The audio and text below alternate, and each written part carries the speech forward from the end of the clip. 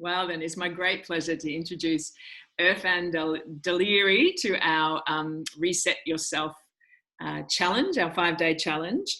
Erfan is a social change consultant and educator, and he has a master's in communication around social change. And so his capacity to articulate some really complex concepts of systems change is actually really beautiful, the way he distills things down. So we're lucky to have him here. He's also the director of a wonderful conference called New Kind, and New Kind has had 4 iterations so far. It's down in Tasmania, and I've attended a few myself, and it's just it's a pot of people coming up and exploring and experiencing and furthering ideas around what it is this new kind of humanity will be moving forward with. It's a really powerful and wonderful festival at the beginning of the year each year down in Tasmania.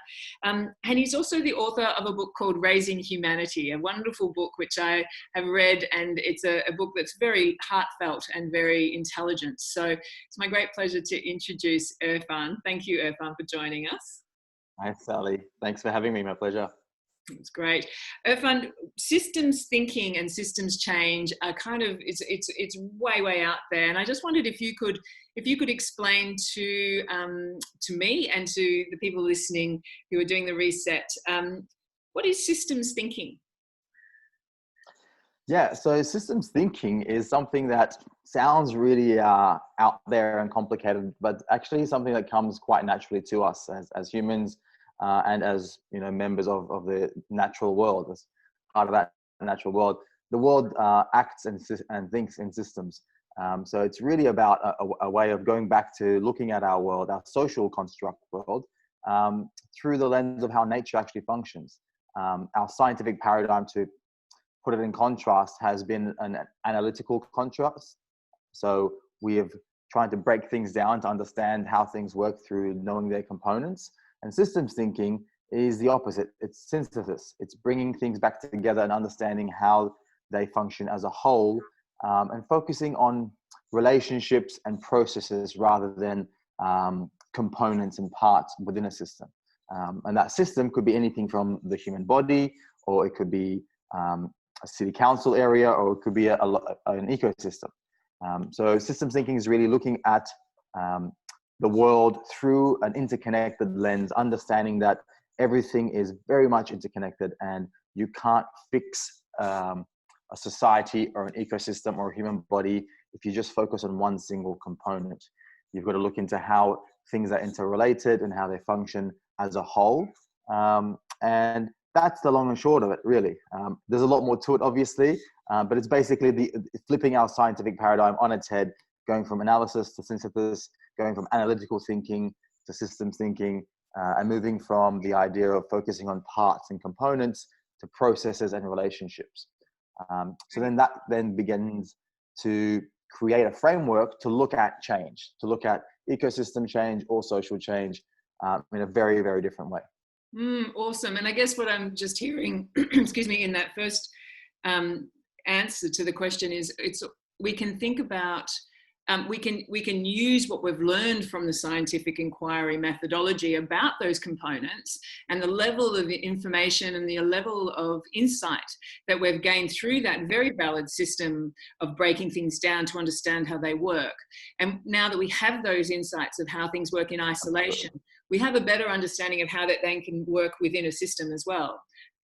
Exactly. Yeah, they're both parts. Analytical thinking and systems thinking are both parts of any holistic kind of solution to anything. So whether you're looking at preventative health or social change or social work, to understand each of the individual components, like the kidney function, liver function, heart function, lungs, skin, all the rest of it, you have to have that analytical thinking. But then to become a true healer, you have to have the synthesis of bringing it all together again and understanding how each of those components connects and interrelates with the other. So they're both very much a scientific process, and you can't really have synthesis if you haven't had the analysis to begin with. Yeah, great.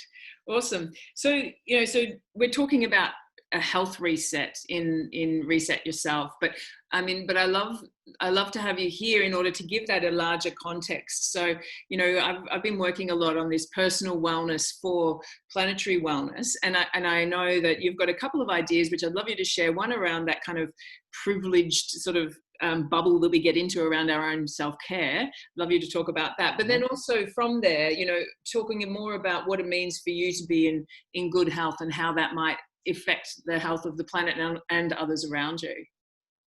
Certainly, yeah. So obviously, I think, again, it's a two-step process. The first step would be, yes, the individual health, as well, like the physical health, the emotional health, and spiritual health of the individual very much impacts life at the basic core unit level, which is a family unit level, and then the community unit level, and then you go to the regional, national, and global. So one of, you know, the principles of systems thinking would be that, you know, the health of individual components is also related to the health of the whole system as well. So, and you can't really be expecting to find holistic, forward-thinking, progressive kind of ideas to solve the planet's problems if we haven't really applied that type of, that level of love / respect / care for the individual / family. So it really does begin in the heart or in the body. So whether it's emotional stuff that has to be dealt with or a physical health that needs to be dealt with, how we treat our bodies or how we are okay to treat our bodies is kind of how we are okay to deal with the rest of the planet or the rest of our community. So it very much starts with looking at personal change as well as personal health, both of those things. But it doesn't end there either, because individual microscopic, you know, actions, though they may add up to larger changes, it's not the be all and end all. So I can't just go out there and say, I'm going to, you know, look after my personal health and keep a keep cup and a carry bag and, you know, maybe not buy certain products wrapped in plastic, and that's going to all of a sudden change things. So that's kind of where it begins. But once you start doing that, then you are beginning to prepare your heart, body, and mind and soul to actually look at bigger problems. But if you're not ready to begin there, then you can't solve big global problems if you can't even change your own personal health habits or, you know, purchasing habits. So it kind of starts there, but then from there, the next step would be applying that principle of service. So it's like to not get caught up in the cult of self-care and constantly looking after my physical health and imagining that by me being calm and healthy and meditating, that's all I need to do to save the world or help the world or be of impact to the world.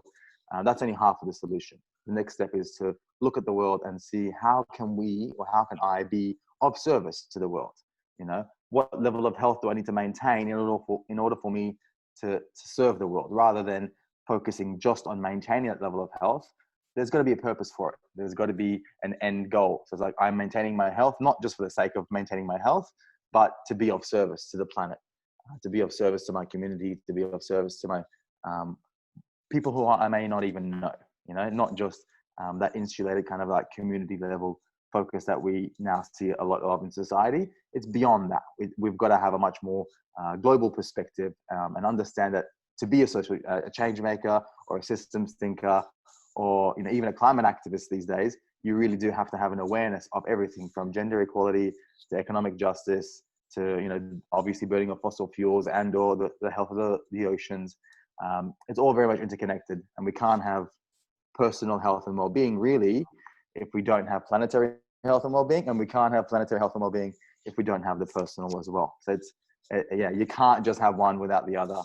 They're both part, again, like analytical thinking and systems thinking, they're both part of the same circle. Mm-hmm.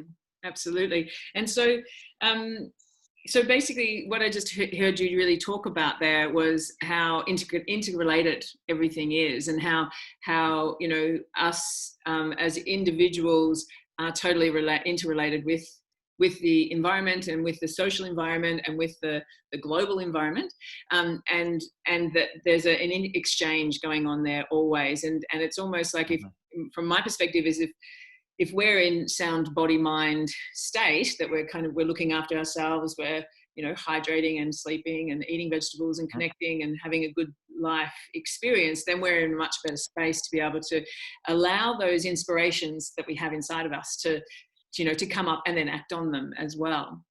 Yeah. Yeah, Yeah, exactly. Yeah. an innate intelligence for us to be of service in a way when we're really well in and of ourselves. Yeah.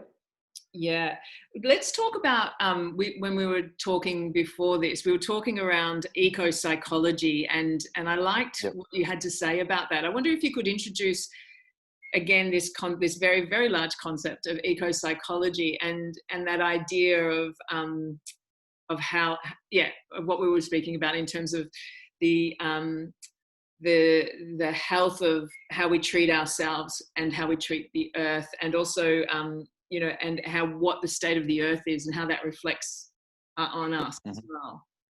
Totally. Yeah. So eco-psychology sounds very complicated, but it's quite simple to explain. It's basically the extension of the basic premise of psychology, where it began, many years ago, on the premise that that all personal mental health or lack thereof or instability with it therein was related to the intrapsychic, so within the headspace. So that's the era of shock treatment and like the belief of chemical imbalances and that sort of stuff, and purely medications.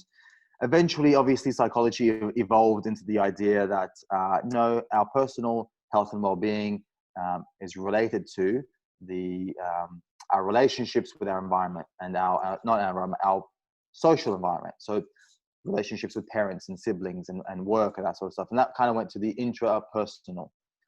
Right, so that's the era of Carl Jung and Freud and that sort of stuff. So the idea that in order for a person to be healthy mentally, they have to have healthy relationships, and if there's any dysfunction, it's to do with the dysfunction in those relationships in the interpersonal realm.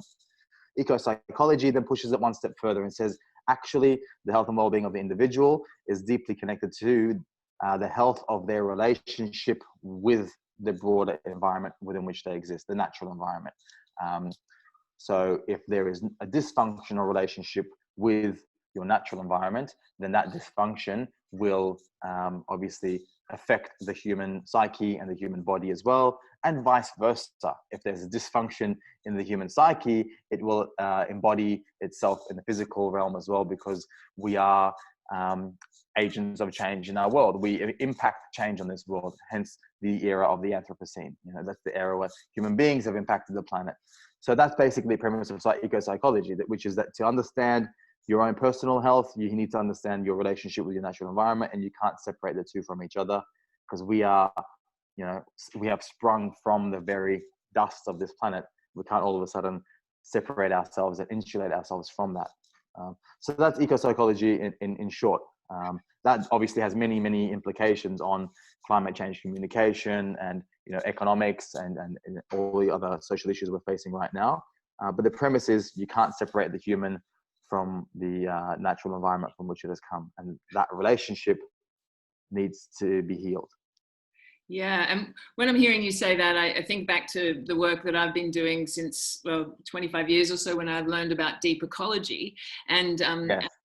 that movement came from the environmentalists becoming really exhausted by their continual efforts to bring awareness around logging and destruction of ecosystems and pollution, etc. And it was almost, I remember my teacher John Seed saying how it was kind of like, we thought as soon as they know it's happening, everyone will stop and change it.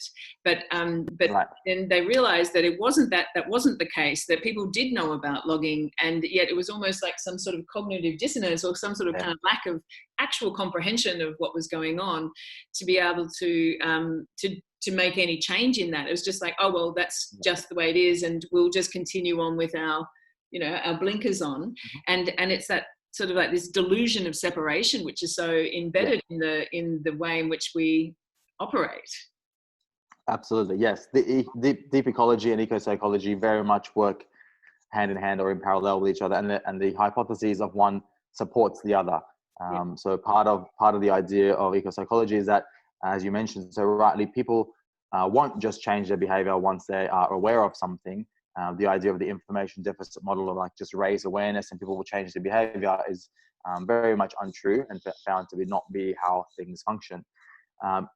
quite the opposite. It's actually, the more people are aware of the destruction of the planet, the more they employ complex emotional management techniques to like shut that out, because the fear, the guilt, the shame, all of the emotions that are triggered by our innate connection with nature, then cause us to not have the resilience to kind of deal with that.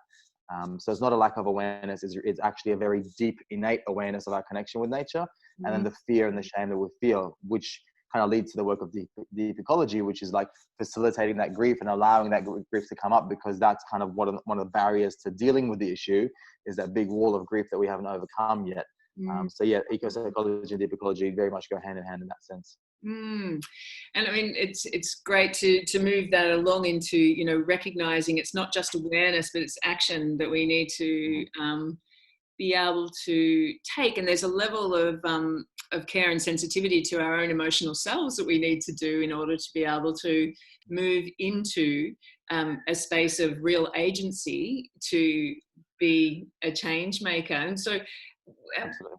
what would you say to that? I mean, what kind of tools can listeners kind of take from this? It's like, okay, yeah, I know about climate change. I know about social injustices. I know about, you know, the things that are going on, but what kind of advice could you give to people in terms of action steps on how to make change? Totally. I think beyond the basic level of health, which is eating a healthy diet and exercising, meditating, and doing the physical activity that you need to keep a healthy body going. Beyond that base level, the next level is the emotional work that oftentimes is not done. And by that, I mean the emotional resilience or strength to do some heavy lifting.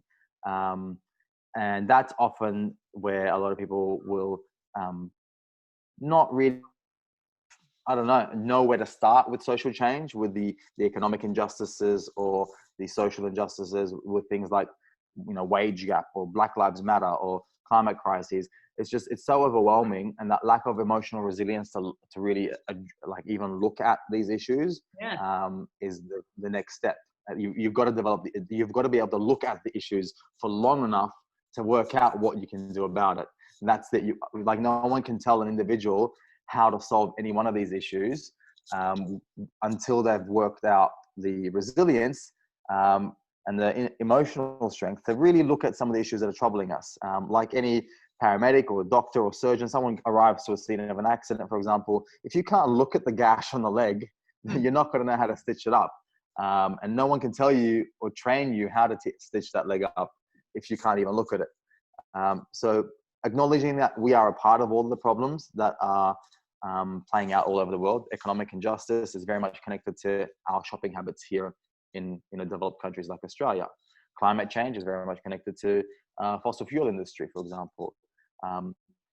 Animal agriculture leads to methane, which leads to climate change. All these things are connected to our very daily habits. So if we can acknowledge that, the next step then comes with developing a resilience to look at the issues long enough. Gender inequality or domestic violence are things that are difficult to look at for some people.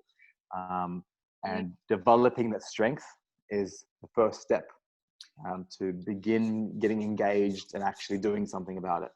I think I'm totally hearing what you're saying, and it's almost like, that capacity to build the resilience. And I would wonder, and I question, is that actually inherently in every human being to actually have the strength and the capacity people who are here now? There is I almost wonder if there's not an inherent nature that people have got, that even if their minds don't believe that they do. I mean, we've got an avoidant culture, but I think my confidence in humanity is that there is the capacity for humans to actually feel the depth of the intensity and the depth of the sorrow, and to be able to go, okay, good, well, this is intense, and let me move forward with this intensity. 100%. We all have this deep capacity to do these things. And when we are thrown really in the arena with personal challenges or crises in our own personal lives, you see the depth of capacity human beings have to overcome adversity, or to show emotional resilience, or to to sacrifice things for other people, or to pull themselves out of crises. So we have this deep capacity to do that. Absolutely, every single human being. There is not a special quality that only some change makers have. It's just a matter of, is it going to be a moment of crisis that pushes someone into that state, or is it going to be the personal choice, like I'm going to turn this switch on and begin dealing with that? Many people will be familiar with like the gym experience of like, or breaking your personal best kind of experience, right? So like if you are either bench pressing or running a 100-meter sprint or a 4-kilometer run, we all know that feeling of like that little bit of like extra energy or pain that you go through to like just do that thing a little bit better. The same thing exists in this realm. So we're familiar with that sensation, and we do that in many regards. Even if you can, the basic example of trying to carry all the shopping bags in one go, like we are always trying to outdo ourselves. It's just we've got to like take that feeling of like, I've just exerted myself extra specially for this reason, and apply it in a very different realm, which is for the betterment of the planet. But we all have that capacity. Absolutely. Great. And I mean, and I guess as well, it's been an intense time in terms of, all of the changes that have been going on, and people's, liberty has been shifted, and like people have been put under more stress than normal. And I think what I've been seeing as well within community is a lot of people reaching out and a lot of people helping other people. And it's almost like in times of adversity, it's a natural human thing to do, is to actually reach out and to be of service in that way. So yeah, so it's beautiful. So simple advice on using systems thinking to improve community health and individual health. I mean, we've kind of spoken about that already, but is there some other stuff other gems that you'd like to offer? Yeah. So I love systems thinking because of how powerful it can be as a tool to prevent the issues we're trying to deal with. So rather than going about life in a reactive kind of state of like, where's the next injustice that I can be upset about, or where's the next thing that I can be angry over, systems thinking is a powerful tool to look at the issue and apply a framework of like, well, I see that event or that issue, but I've got to take one step back and to look at why that happened, maybe 2 or 3 steps beforehand. So in that sense, we become proactive agents of change, building justice, rather than reactive kind of activists fighting against injustice. So if you really look into systems thinking, it's about how can I apply a preventative health kind of framework to the planet. If I can look at an issue as a preventative health practitioner, I can see that, well, that issue is allowed to be there because of a certain number of conditions within the body that have led to that, whether it's body alkalinity or acidity or lack of proper sleep or exercise. We understand the conditions that led to the issue. And so applying systems thinking for social change is very much the same thing. Look at the issue that you're upset about or passionate about, and then understand that that is a product of a certain factory. Now, what are the conditions in that factory that led to that issue? No one can just like with a stroke of a pen fix the issue. We've got to look at the system for long enough to understand, well, what are the conditions that allowed that issue to arise. That's what I really love about systems thinking. So if you wanted to have a 10-second lecture on systems thinking, that's what it is. Look at the conditions that have allowed that issue to arise, and focus your attention there, because you can focus on the symptoms of the ill body for as long as you want, but if you don't address the underlying conditions, the symptoms will continue popping up again. That's systems thinking for social change in 10 seconds. Great. Love it. I love that. It's so true. It's a lot around creating that environment that allows for good health to be in the human system, as well as, what is the environment that allows for cohesion socially, and what sort of environment or what sort of things do we need to make an economy that is, more just and supportive for humans to flourish and for other life forms to flourish, or for all life forms to flourish, if you like. Erfan, before we finish up, one thing I would love to do to sort of expand on again, because sometimes you look at systems theory and you go, well, where does it start? It's kind of, because it all winds into each other, and it's so spiral, or so so folding in on itself. There's no clear beginning and there's no clear end to it. It's a system. So how do people access this system in their individual lives, do you think? First and foremost, I think the center of any person's life is right in the middle of their chest, the center of their chest, that heart. Um, that place is where it starts. That's where you find your connection to the system. So it is very true that systems are so complicated. You can come in to any system and look at it from an infinite number of perspectives. But each individual's entry point into that system is very much at the heart, and then their own physical self. So you can look at it as how do I individually connect into this system? Whether that's like my passions or my interests or my experience or my knowledge base or my background, because that's how you can begin engaging with the system. You can't begin engaging with a system from someone else's life experience or perspective. So it's like your personal kind of life experience is how you enter that system. And then on a deeper level, it's the heart. It's like, what is it that my heart is telling me? What is it that I've silenced in that space? What work do I need to do with regards to becoming more passionate or compassionate or gentle or patient or resilient or whatever it might be? That's where it really begins. As long as the heart and the eyes looking outwards are connected, so that it doesn't just become navel gazing, like I'm just doing my own personal work and that's all I need to do. It's like, no, I've got to do my personal work with the purpose of serving the planet. So, and that then begins to show the person how they can be most effective. If you do the heart work with the intention of serving the planet rather than just the intention of serving the individual self, then the world will show you how you can be most effective. Sometimes it's to do with the past trauma. Sometimes it's to do with the experience or the academic knowledge you've got, or it might be anything to do with your unique life on this planet. That's where it begins, and the very seed of it is looking into the heart and looking out into the world. And that's quite an empowering concept as well, because we've all got hearts. Yeah. Fortunate. And so we all can do that. I mean, and we've got a meditation coming up in the third part of this session, which is very much about getting into the heart. And it's a beautiful, beautiful meditation. And it's very accessible to all of us, because I think, from a health perspective, we look at cardiovascular disease, which is heart disease, and the system that contains the heart, and it's huge. Like 30% or more than 30% of humans in the Western world have an issue with cardiovascular disease.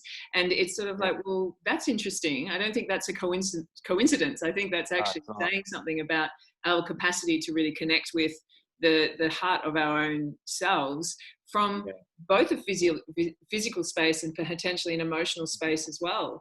Absolutely. Yeah, very much connected. The emotional and physical are connected. So we're physically not looking after the heart, and emotionally it's covered in plaque, it's clogged up with emotional cholesterol, and it hasn't been given the attention it needs. We give the veneer, the surface, we give a lot of attention to, but then the inner cholesterol and plaque is what first needs to come undone. Once that's done with the intention of serving the world, then we can live a more fulfilling, healthy life. Something else that I deeply believe in is that part of a healthy life is that service element.